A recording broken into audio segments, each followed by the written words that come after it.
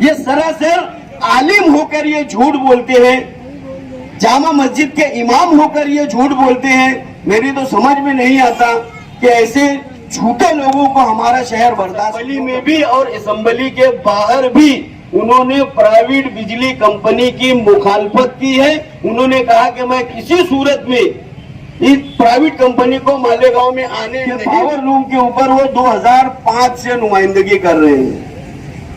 शहर के लोगों की याददाश्त इतनी कमजोर है। उस कंपनी में वहां इन्होंने बैठक की थी और उसके बाद उन्होंने मंजूरी दी है। अगर मेरी बात गलत निकले तो रास्ते के ऊपर साबिर गौहर को रोक कर पूछ लेना।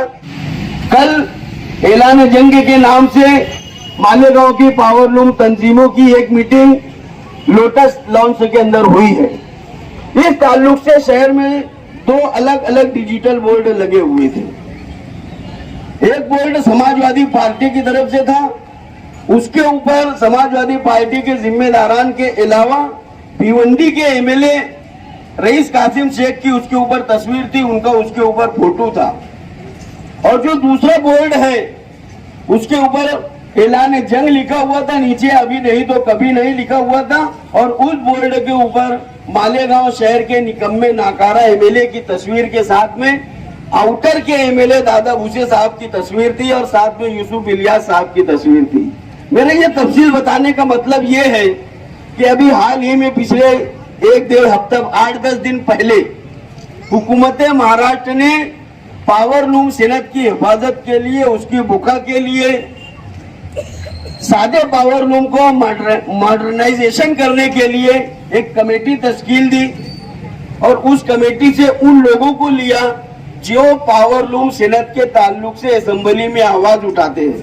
भिवंडी के रईस कासिम शेख को इसलिए लिया गया कि वो असेंबली में हमेशा पावर लूम सनत के ताल्लुक से आवाज उठाते रहे हैं। उनके लीडर अबू आसिम साहब आवाज उठाते रहे हैं और पावर लूम के लिए अगर कमेटी बनाई है तो जो असेंबली में आवाज उठाएगा उसको उस कमेटी में लिया जाएगा।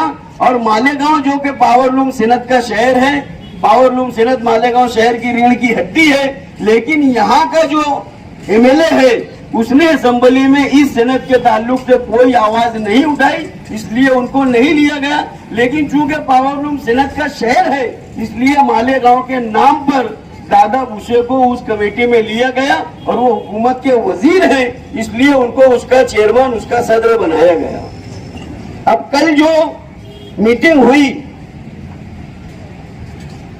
उसमें हमारे यहाँ के एमएलए ने एक नया झूठ बोला। उन्होंने कहा कल कि दादा भूसे साहब का नाम उस कमेटी के लिए मैंने तजवीज किया।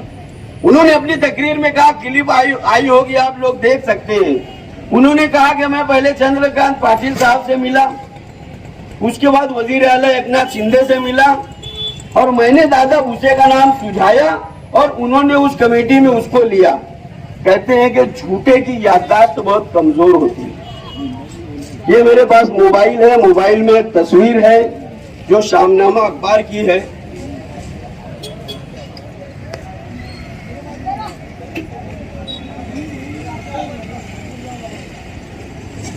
ये वो तस्वीर है शामनामा अखबार में, उसकी पूरी रिपोर्ट है। इस रिपोर्ट के मुताबिक एमएलए साहब का इसमें बयान है कि हुकूमत ने हमारे साथ नाइंसाफी की है और ये दूसरी मर्तबा हमारे साथ नाइंसाफी की गई है, ऐसा एमएलए साहब का इसमें बयान है। ये इसमें लिखा हुआ है। अब जब कमेटी तश्कील हुई और अपने मालेगांव के अखबार में उन्होंने ये बयान दिया कि हुकूमत ने मेरे साथ नाइंसाफी की है, तो मुझे आप बताओ कि ये वजीर आला एकनाथ शिंदे से मिलकर इन्होंने क्या बोला होगा? क्या इन्होंने उसकी हिमायत की होगी?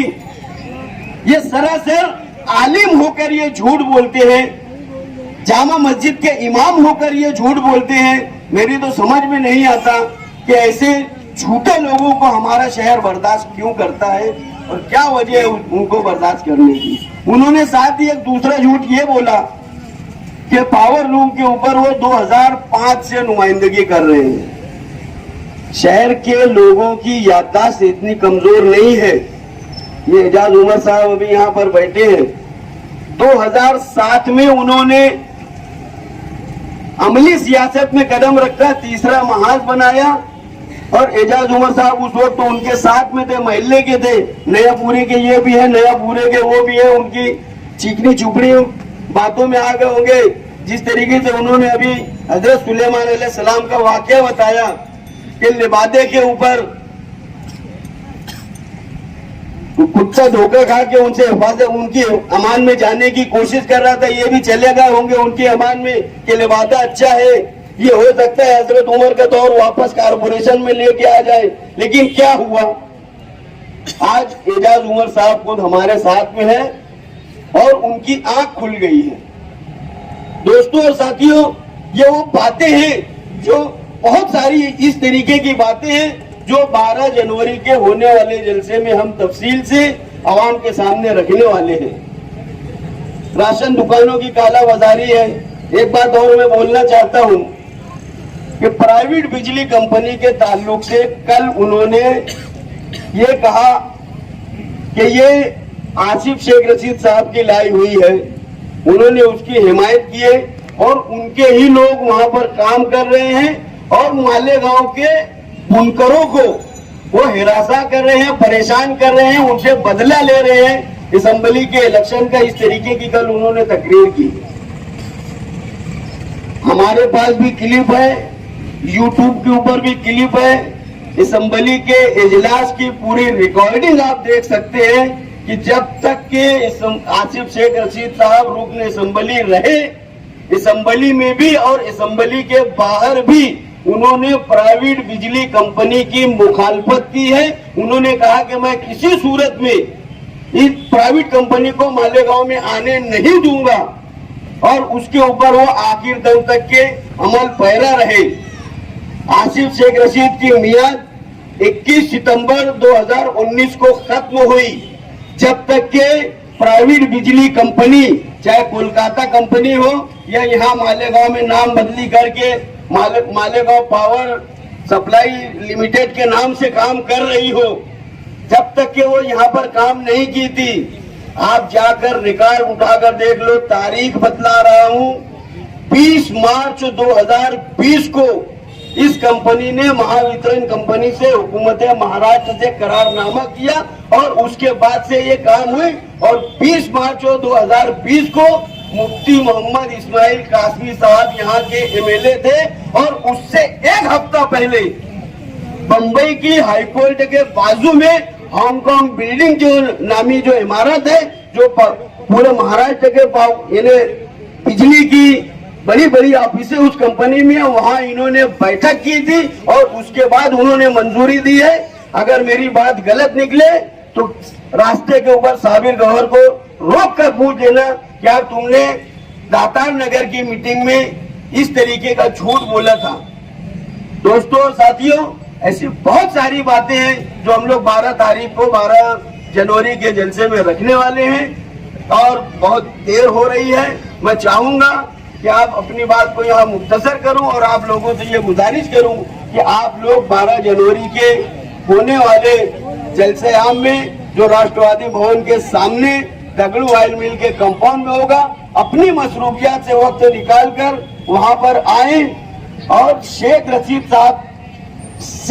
साहब के अधूरे ख्वाबों को पूरा करने के लिए शहर की आवाम ने आसिफ शेख रशीद साहब को जो जिम्मेदारी दी है, उस जिम्मेदारी को पूरा करने और उनका हौसला बढ़ाने के लिए आप वहां तशरीफ लाएं।